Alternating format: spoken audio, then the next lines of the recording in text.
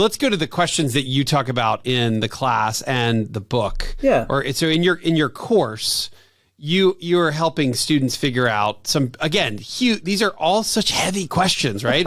How should you treat other people? How should you believe? Yeah. Should you practice religion? Yeah. What would make your life meaningful? Yeah. So I didn't have a class like this. No wonder it's so popular. I want to know the answer to all four of these. So where do you want to start? Yeah. Well, one thing I could say is, an assignment that we've got that frames the whole class is called the apology assignment. And so, one of the real goals that we've got in this class is to help our students wrestle with what some of the greatest thinkers have said about these questions, and then come to some sort of, even if it's a tentative answer, some sort of answer for themselves.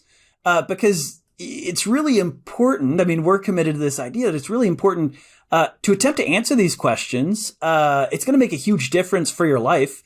And so we encourage our students to complete what we call a philosophical apology. Explain the apology, the philosophical apology. Yeah. So historically, philosophers, when pressed or when questioned, especially about their beliefs, right? So St. Augustine is a good example of this. He was a rhetorician.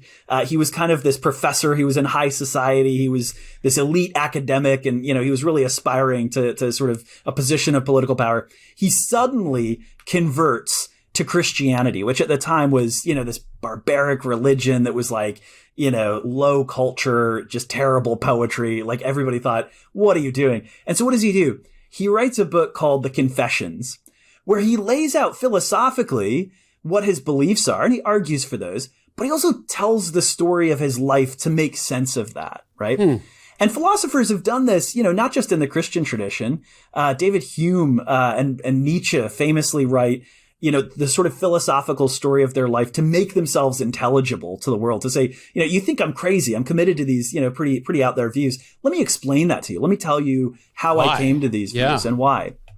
So that's what we have our students do, right? And those four questions that you had mentioned about religion and belief and meaning, the real sort of core of our class is we raise different philosophical answers to those questions, and then we challenge our students to engage with those and to try to answer them on their own in their own philosophical apology.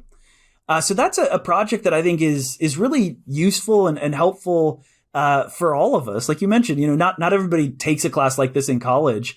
And so this is really kind of the project of the book, the broader project that we're on is trying to give people a chance to think through those things and do that in the context of their own experience.